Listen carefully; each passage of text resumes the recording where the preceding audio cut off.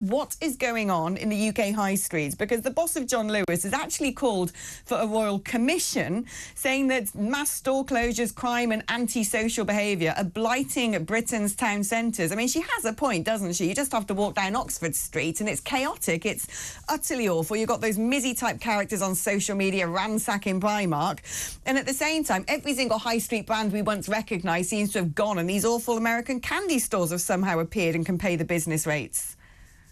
Yeah, I don't think it really matters what high street you wander down up and down the country. I think the British Retail Consortium says we have about 6,000 empty shops, or shops that have closed over the last few years. The vacancy rate, so the percentage of shops on the street that are not currently being used, is about 14% across the country as a whole.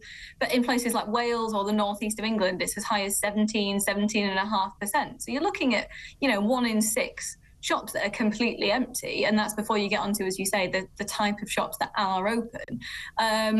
What the boss of John Lewis is asking for is a royal commission to sort of investigate the causes of what she sees as the downfall of the high street and potential solutions. And John Lewis are doing quite a lot themselves to look at mixed use, so building, if they build a new store or they renovate an old store, they're looking at, using the space, using the land for flats to bring more housing onto the high street. And I think the future of the high street is more of a mix. It's potentially less retail, but it's retail that is on people's doorsteps. So you have a mixture of shops and leisure facilities, cafes and flats and houses all in the one place, so that, yes, we might have slightly fewer shops than we did 20 or 30 years ago, but those shops are more used by the local community because they are literally on their doorsteps. Yeah, and some of the last survivors. I mean, I'm more of a person to want to go and see something in the flesh, especially if it's closed, try it on and not buy stuff online. But, culture is changing now, isn't it? I find myself not going to the high street because the shops I'd normally have shopped at pre-pandemic don't exist anymore. They've been shut down or they've moved to online only. And this is essentially the direction of travel. So, I mean, the other big problem that's been pointed out is the fact that shop thefts have doubled in the past 6 years, doubled. Now, if you were someone thinking, blimey, I've got to pay all of this money to pay the business rates and the rents and so on and so forth, to have a physical presence on the high street, and then when I do, I'm going to have to pay through the nose for security and lost stock. I mean, it's far easier to be online, isn't it? Because someone's paid for a product before they've even touched it. The retailer then sort of issues the product once the money's been received to an address, and it's up to the person if they want to return it or not and get their money back. Indeed. I mean, you do also have the issue, though, of people stealing collections from the doorstep if you're not in to answer the door and the box is left. We've actually seen a big increase in crimes like that.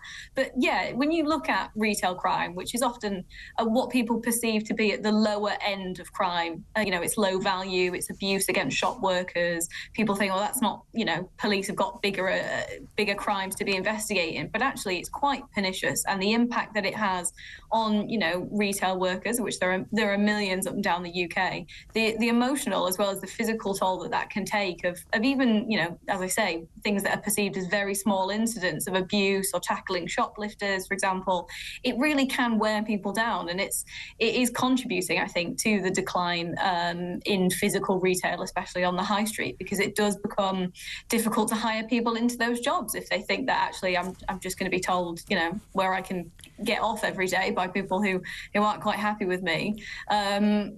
It becomes difficult to maintain the shops as well as, a presence on the high street.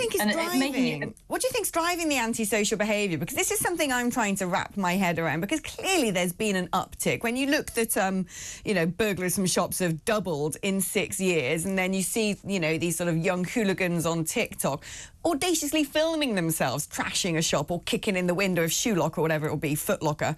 There does seem to be an uptick in antisocial behaviour and people just getting away with it, these sort of low-level crimes. What is behind that?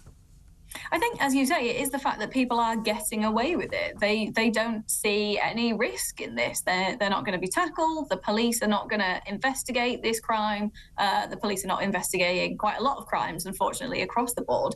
But they don't really see, these perpetrators, that there is much of a problem. I will say as well, though, the majority of sort of shoplifting offences are done by a very small number of perpetrators who will hit several shops. in one go. They will just go down the high street and hit every single shop along the way.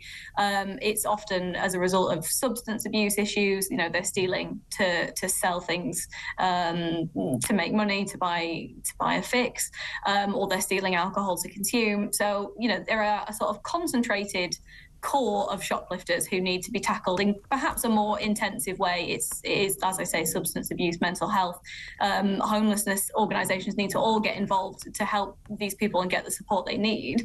But a lot of it, especially as you say, the ones that are sort of being filmed for TikTok, for kudos online, it is just the fact that simply they know the police aren't going to be called, they know they're not going to be tackled, and they know they're going to get away with it.